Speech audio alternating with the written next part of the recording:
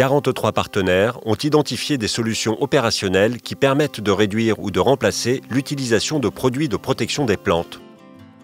Ces partenaires ont défini ensemble le contrat de solution qui regroupe aujourd'hui près de 60 propositions. Les cultures sont exposées à plusieurs types de nuisances. Des maladies, des insectes, des ravageurs, des adventices qui impactent la quantité et la qualité des productions. Il est donc nécessaire de mettre en œuvre des techniques de protection des cultures. Aujourd'hui, on ne sait pas remplacer tous les pesticides issus de la synthèse, mais on peut employer des techniques qui diminuent leur utilisation. Le contrat de solution propose aux agriculteurs d'utiliser en priorité ces méthodes efficaces, durables et économiquement viables. Pour la culture du blé, le contrat de solution propose une combinaison de 3 actions. Le choix d'une variété de blé résistante aux maladies, le décalage de la date de semis, l'utilisation d'un outil de prévision des maladies.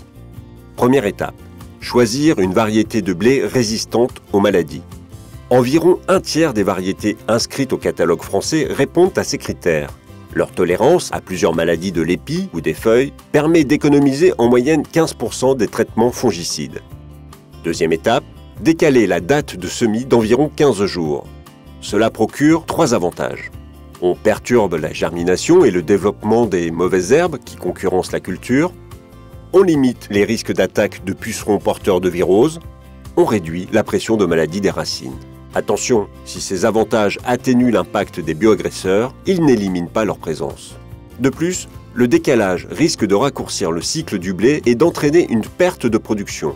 Reporter le semis vers les périodes hivernales, souvent plus humides, limite le nombre de jours disponibles pour intervenir dans les champs. Il faut donc trouver un bon compromis pour agir sur les bioagresseurs sans amputer le potentiel de la culture. Le report de la date doit s'adapter à chaque région et aux ressources de l'exploitation. Troisième étape, utiliser un outil d'aide à la décision. Aujourd'hui, un OAD peut prévoir en temps réel l'arrivée des maladies. Comment? En combinant des données climatiques, des renseignements sur la parcelle et sur le développement des maladies selon des règles validées par les instituts techniques agricoles.